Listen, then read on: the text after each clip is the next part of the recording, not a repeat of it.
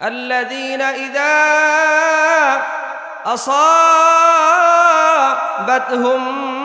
মুসিবাহ ক্বালু ইন্না লিল্লাহি ওয়া ইন্না ইলাইহি রাজিউন। আল্লাহ বলেন বিপদ আপদ আসতে পারে, বিপদ আপদ আসলে তুমি বান্দা কি করবা? বিপদ আপদ আসলে তুমি এমন না বিপদ আপদ আসলে তুমি দৌড় শুরু করলা বিপদ থেকে বাঁচার জন্য। যেটা আমরা করি, আমরা শিক্ষা পাইছি, মানুষের কাছ থেকে আমরা শিক্ষা পাইছি, বিপদ আপদ আসলে দৌড় দিতে হবে। যদি ভূমিকম্প আসে তাইলে দৌড়াইতে হবে, ঘরের মধ্যে থাকলে ঘর থেকে বের হইতে হবে, বিল্ডিং এর মধ্যে থাকলে দৌড়ায়া তার থেকে নামতে হবে। এটা আমরা মানুষের কাছ থেকে শিক্ষা, এটা মানুষের কাছ থেকে শিক্ষা। বিপদ আসলে মানুষ শিক্ষা দিচ্ছে, বিপদ আসলে দৌড়ায়া বের হও, ঘর থেকে দৌড়ায়া বের হও, বিল্ডিং থেকে দৌড়ায়া নিচে নামো। এটা হলো মানুষের শিক্ষা। আর মানুষের শিক্ষা ফলো কইরা, মানুষের শিক্ষা অনুসরণ কইরা বিপদ থেকে বাঁচা সম্ভব হবে না। তার বাস্তবতা আমরা গতকালকেই দেখছি আমরা। এই আমাদের নরসিংদী যারা মারা গেছে তারা কিন্তু দৌড় দিছে বিপদ থেকে বাঁচার জন্য, তারা দৌড় দিছে। কিন্তু দৌড় দিয়েও বিপদ থেকে বাঁচতে পারে নাই। বুঝা গেল মানুষের অনুসরণ কইরা, মানুষ যেই শিক্ষা আমাদেরকে দিয়েছে ওই শিক্ষা অনুসরণ করে বিপদ থেকে বাঁচা সম্ভব হবে না। আল্লাহ শিখান বিপদ আসলে করবা কি বান্দা? যখন বিপদ আসবে তোমার করণীয় কি? আল্লাযীনা ইযা আসাবাতহুম মুসিবাহ, মুসিবত আসছে, কষ্ট আসছে, তুমি বলবা ইন্না লিল্লাহি ওয়া ইন্না ইলাইহি রাজিউন। এই কারণেই তো আমরা আমাদের আত্মীয় স্বজন মারা গেলে একসাথে, এলাকার মানুষ একসাথে সব সময় চলতাম, সব সময় শাওরাতলি বাজারে গেলে সব সময় সাক্ষাৎ হইত, চেহারাটা দেখতাম, সব সময় কথাবার্তা হইতো, আসা যাওয়ায় সাক্ষাৎ হইতো। হঠাৎ করে যখন শুনলাম লোকটা মারা গেছে, আমরা বলি ইন্না লিল্লাহি ওয়া ইন্না ইলাইহি রাজিউন। কি বলেন? আমরা বলি না? বলি। কারণ হইল এটা একটা বিপদ। আমার মুহাব্বতের মানুষটা দুনিয়া থেকে চলে গেছে, তাকে মুহাব্বত করতাম, তাকে ভালোবাসতাম, এলাকার মানুষ তার চেহারাটা সব সময় সামনে দেখতাম। হঠাৎ কইরা সে দুনিয়া থেকে চলে গেছে, এটা আমার মনের মধ্যে একটা কষ্ট, ব্যথা। এই কারণে মুসিবত আসলে আমরা বলি, লোকটা মারা যাওয়ার সংবাদ শুনলে আমরা বলি ইন্না লিল্লাহি ওয়া ইন্না ইলাইহি রাজিউন বলা। কিন্তু আমরা শুধু মানুষ মারা গেলেই বলি, অমুকে মারা গেছে, এই কারণে আমরা বলি ইন্না লিল্লাহ। মানুষ মারা গেলেই শুধু আমরা পড়ি ইন্না লিল্লাহি ওয়া ইন্না ইলাইহি রাজিউন। মানুষ মারা গেলেই শুধু পড়ি। আর যদি অন্য কোনো বিপদ আপদ আসে তাইলে এটা আমরা আর মনে থাকে না, আমরা ভুলা যাই বিপদ আসছে। অনেক মুরব্বীরা বলে যে গতকালকের যেই বিপদ আমাদের আসছে, অনেকে বলে আমার জীবনে আমি আর কখনো এত বড় ভূমিকম্প আর দেখি নাই, অনেকের বক্তব্য। বাকি যখন এই বিপদ আসলো আমি কি করলাম? আমি তো বিপদ যখন আসছে আমার করণীয় কি, আমি কি করছিলাম কি? যখন বিপদ আসছে আমি কি এটা বলছিনি ইন্না লিল্লাহ? আমি এটা বলছিনি ইন্না লিল্লাহ? আমি এটা বলছি নাকি? যখন বিপদ আসছে আমি কি বলছি নাকি আস্তাগফিরুল্লাহ, আল্লাহ মাফ করে দেন, আল্লাহ যেই বিপদ আসছে না জানি এখনই আমার মৃত্যু হয়ে যায়, না জানি এখনই আমার মৃত্যু হয়ে যায়, আল্লাহ মাফ করে দেন, মাফ করে দেন, মাফ করে দেন। আস্তাগফিরুল্লাহ, আস্তাগফিরুল্লাহ, আস্তাগফিরুল্লাহ, আস্তাগফিরুল্লাহ, আল্লাহ মাফ করেন, মাফ করেন, মাফ করেন, না জানি এখনই আমার মৃত্যু হয়ে যায়। আমি বলছি নাকি এটা? আমি বলছি নাকি ইন্না লিল্লাহ? আমি এটা পড়ছি নাকি?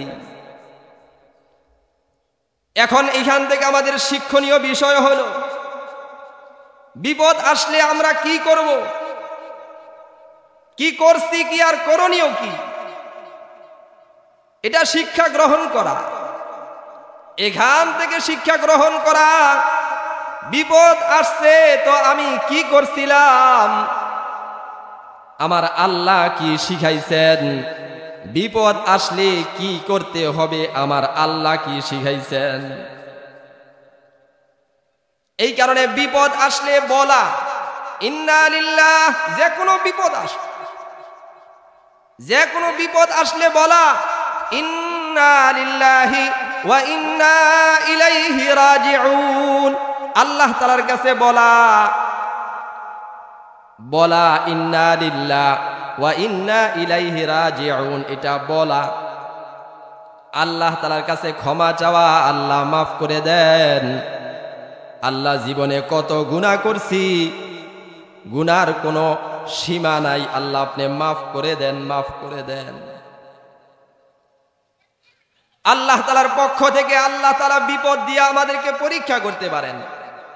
ওয়ালা নাবলুওয়ান্নাকুম বিশাইইম মিনাল খাউফি ওয়াল জু'i ওয়া নাকসিম মিনাল আমওয়ালি ওয়াল আনফুসি ওয়াত থামারাত ওয়া বাশশিরিস সাবিরিন। আল্লাহ তাআলা আমাদেরকে পরীক্ষা করতে পারেন।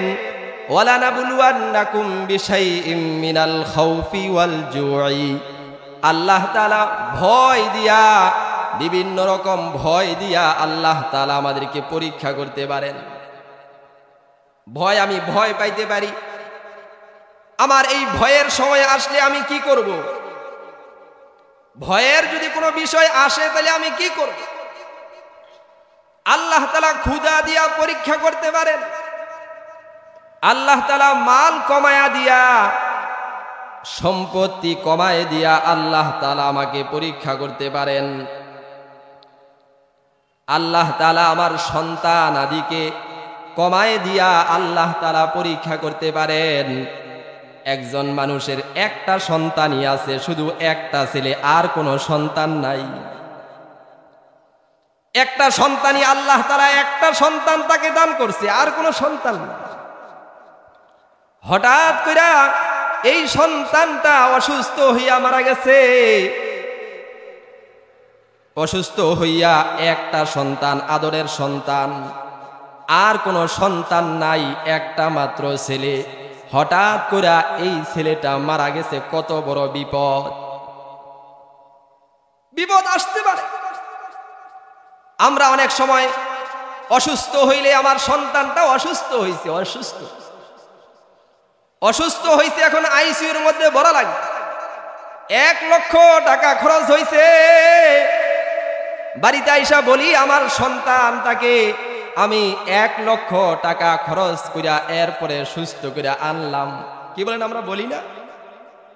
আরে ভাই, তুমি 1 লক্ষ টাকা খরচ করার পরে তোমার সন্তানটা সুস্থ হয়ে বাড়িতে আসছে, আর তোমার মতো আরেকজন বাচ্চা নিয়ে সেও আইসিইউর মধ্যে ঢুকাইছে, সেও 1 লক্ষ টাকা খরচ করছে। 1 লক্ষ টাকা খরচ কইরা হাসপাতালের গেটের মধ্যে কান্দে, আর বলে হাইরে টাকার টাকাও গেল, আমার সন্তানের সন্তানও গেল। তাইলে ওই লোক 1 লক্ষ টাকা খরচ করছে, তুমিও 1 লক্ষ টাকা খরচ করছো। যদি টাকা দিয়াই যদি সুস্থ করা যাইতো, তাইলে তুমি 1 লক্ষ টাকা খরচ করার পরে তোমার সন্তানটা সুস্থ হইল।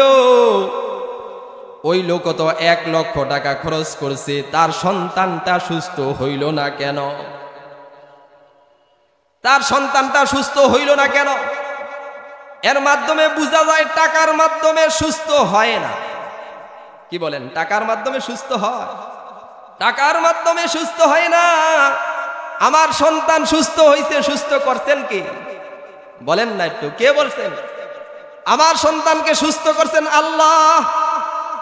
এই কারণে হাসপাতালের আইসিইউ থেকেও আমার সন্তানটাকে আমি আবার বাড়িতে আনতে পারলাম। আমার সন্তানটা এখন আমাকে আব্বা বলে ডাকে, আমার সন্তানটা এখন আমাকে বাবা বলে ডাকতে পারে। আল্লাহ তাআলা সুস্থ করছেন, এই কারণেই ডাকতে পারে। আল্লাহ তাআলা হায়াত দিয়েছেন, এই কারণেই ডাকতে পারে।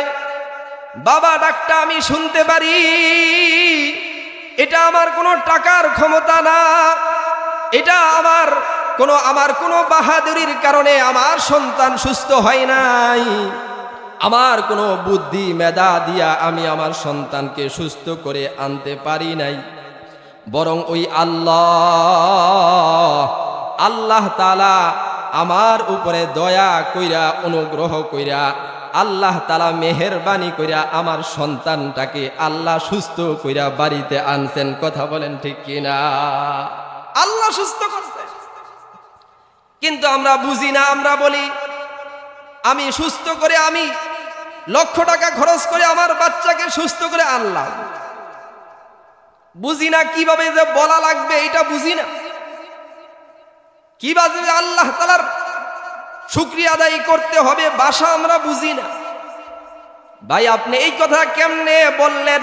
আমার সন্তানটাকে আমি 1 লক্ষ টাকা খরচ কইরা আমি হাসপাতাল থেকে সুস্থ করে নিয়ে আসলাম, এটা আপনি বললেন কিভাবে? আপনার সামনেই তো কত সন্তান লাশ হয়ে হাসপাতাল থেকে বের হইছে, কত সন্তান, এটা তো আপনার সামনেই হইছে। তাইলে আপনি কিভাবে বলেন আমার সন্তানটাকে আমি কষ্ট কইরা লক্ষ টাকা খরচ করে এরপরে সুস্থ করে আনলাম, এটা আপনি বলেন কিভাবে? এই কারণে আল্লাহ তাআলা এটা বিপদ আপদ দিতে পারে, বিপদ আপদ। আবার অনেক সময় বিপদ আপদ আসলে মানুষ নিজেকে কন্ট্রোল করতে পারে না, এমনও মানুষ পাওয়া যায় তার যখন বিপদ আসছে সে আল্লাহ তাআলাকে গালিও দেয়, এমনও মানুষ পাওয়া যায়। বলেন না নাউজুবিল্লাহ? আল্লাহ তাআলাকে গালি দেয়, বিপদ আসছে এই কারণে। বাবা তুমি বুঝলা না রে বাবা, তোমার বিপদ আসছে, বিপদ আল্লাহ তাআলার পক্ষ থেকেই আসছে। তোমার একটা মাত্র সন্তান ওই আল্লাহ তাআলাই দিয়েছিলেন, আবার ওই আল্লাহ তাআলাই তোমার সন্তানটা ওই আল্লাহ তাআলাই নিয়ে গেছেন। তুমি যেমন জোর করে তোমার সন্তানটা আনতে পারো নাই, আবার তুমি জোর করে তোমার সন্তানটা দুনিয়ার মধ্যে রাখতেও পারবা না। কথা বলেন ঠিক কিনা? রাখতেও পারবা না, আনতেও পারো নাই। তোমার সন্তান আছে, অনেকের সন্তানই নাই, 20-30 বছর হয়েছে বিবাহ করছে, সন্তানই নাই। তোমার সন্তান আছে, এটা তোমার ক্ষমতা না, তুমি আনো নাই সন্তান। তোমাকে দয়া অনুগ্রহ করে ওই আল্লাহ দিয়েছে, আল্লাহ তাআলার পক্ষ থেকে দেওয়া।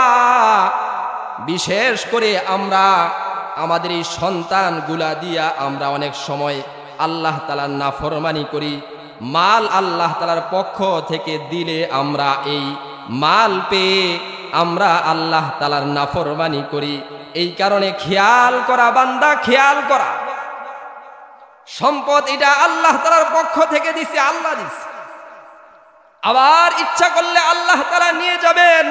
ওয়া নাকসিম মিনাল আমওয়াল, সম্পদ এখন অনেক সম্পদ আছে, মুহূর্তের মধ্যে অনেক বড় ব্যবসা, বাজারের মধ্যে সবচাইতে বড় ব্যবসাটাই আপনার হতে পারে মুহূর্তের মধ্যে আগুন লেগে এই কোটি কোটি টাকার ব্যবসা এক রাত্রে সব শেষ হয়ে যাইতে পারে। কথা বলেন ঠিক কিনা? সব শেষ হইতে পারে। অতএব এটা আপনার ক্ষমতা না, আপনার ক্ষমতা নাই। এই কারণে কথা বললে একটু খেয়াল করা, এটা আমার ক্ষমতা না বলা। ব্যবসা আমার এত বড় ব্যবসা বলা আলহামদুলিল্লাহ, আল্লাহ তাআলা আমাকে দিছেন। সন্তান এটা আমার আল্লাহ তাআলা দিছেন, আল্লাহ তাআলা দিছেন। আল্লাহ আমার সন্তান শিক্ষিত হইতেছে, আল্লাহ তাআলা শিক্ষিত বানাইতেছেন। আমার সন্তানের মেধা ভালো বলা, আমার সন্তানকে আল্লাহ তাআলা মেধা ভালো দিছেন, আল্লাহ দিছেন। এই কারণে সর্বক্ষেত্রে আল্লাহ তাআলার স্মরণ রাখা, সুখেও আল্লাহ তাআলার স্মরণ রাখা, দুঃখেও আল্লাহ তাআলার স্মরণ রাখা। আমি ভালো অবস্থায় থাকলেও আল্লাহ তাআলাকে স্মরণ করা, আমার যদি কোনো কষ্ট আছে ওই সময় আল্লাহ তাআলাকে স্মরণ করা। আল্লাহ তাআলাকে ভুলা যাবে না, সব সময় খেয়াল রাখতে হবে আল্লাহ তাআলা দিছেন, আল্লাহ তাআলা। আমরা এটা বলছি, আমরা বলছি আমানতু বিল্লাহি ওয়া মালাইকাতিহি ওয়া কুতুবিহি ওয়া রুসুলিহি ওয়াল ইয়াউমিল আখিরি ওয়াল কাদরি খাইরিহি ওয়া শাররিহি মিনাল্লাহি তাআলা। ভালো খারাপ যা হয় এটা আল্লাহ তাআলার পক্ষ থেকে, আমরা কালিমার মধ্যেই পড়ে আসছি।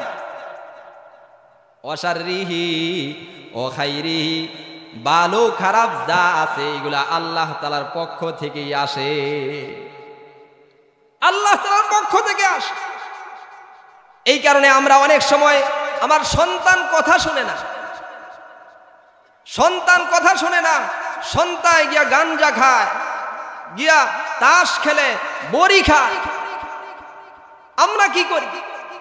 আমরা আইসা বলি, অনেক সময় আমাদের কাছে আইসাও বলে হুজুর আমার সন্তানটা তো নষ্ট হয়ে যাইতেছে, বাজে ছেলেদের সাথে চলাফেরা করে। আমি বলি ভাই, আপনার এই যে সন্তানটা নষ্ট হইতেছে এটা আপনার জন্য একটা বিপদ। এই বিপদ যখন আসছে, বাবা হিসাবে আপনার করণীয় ছিল, হাদিসের ভাষ্য থেকে আমরা জানতে পারি, বাবা যদি, মা যদি কোনো সন্তানের জন্য দোয়া করে, তাইলে এই দোয়া কবুল হওয়ার ক্ষেত্রে কোনো বাধা থাকে না। বলেন না সুবহানাল্লাহ? কোনো বাধা ছাড়া সরাসরি আল্লাহ তাআলার কাছে পৌঁছে যায়। ও বাবা, তুমি যে বাবা হইছ, তোমার সন্তানের জন্য তুমি কয়দিন কয় রাকাত নামাজ পড়ছো রে বাবা? কয়দিন তুমি সলাতুল হাজত পড়া তোমার সন্তানের জন্য দোয়া করছো? কয়দিন? তোমার সন্তানের জন্য তুমি কয়দিন চোখের পানি ফেলছো রে বাবা? তোমার চোখ দিয়া কয়দিন আল্লাহ তাআলা দরবারে হাত তুলা বলছো, আল্লাহ আমার সন্তানটাকে আপনি মানুষের মতো মানুষ বানায়েন, আমার সন্তানটাকে আপনি আল্লাহওয়ালা বানায়েন, আমার সন্তানটাকে আপনি দিনদার বানায়েন, আমার সন্তানটা আপনি বাবাখোর বানায়েন না, আমার সন্তানটাকে আপনি জিনাখোর বানায়েন না, আপনি আমার সন্তানটাকে হিরোইনসি বানায়েন না, আপনি আমার সন্তানটাকে চোর বানায়েন না, আপনি আমার সন্তানটাকে ডাকাত বানায়েন না। এটা কয়দিন বলছেন বাবা?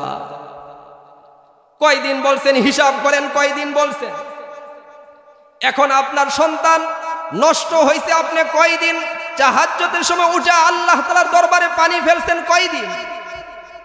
কয়দিন ফেলছেন? এর জন্য দায়ী কিন্তু আমরা দায়ী, আমরা দায়ী। বিপদ আসছে, বিপদের সময় ওই আল্লাহ তাআলাকে ভুলে গেছি, আল্লাহ তাআলাকে ভুলে গেছি। দুনিয়ার মানুষের শিখানো পদ্ধতি গ্রহণ করছি, মানুষের শিখানো পদ্ধতি গ্রহণ কইরা বিপদ থেকে বাঁচা এটা সম্ভব হবে না। আল্লাহ তাআলার শিখানো পদ্ধতি কেউ যদি গ্রহণ করে, তাইলে আল্লাহ তাআলা বিপদ থেকে বাঁচাবেন। বিপদ শুধু আমাদের আসে তাই না, যাকে সৃষ্টি না করলে আসমান জমিন সৃষ্টি হইতো না। বিশ্ব নবী মুহাম্মাদুর রাসূলুল্লাহ সাল্লাল্লাহু আলাইহি ওয়াসাল্লামের বিপদ আসছে। আল্লাহ নবী সাল্লাল্লাহু আলাইহি ওয়াসাল্লামের যখন বিপদ আসছে, আল্লাহ নবী কি করতেন? আলান নবী সাল্লাল্লাহু আলাইহি ওয়াসাল্লাম ইদা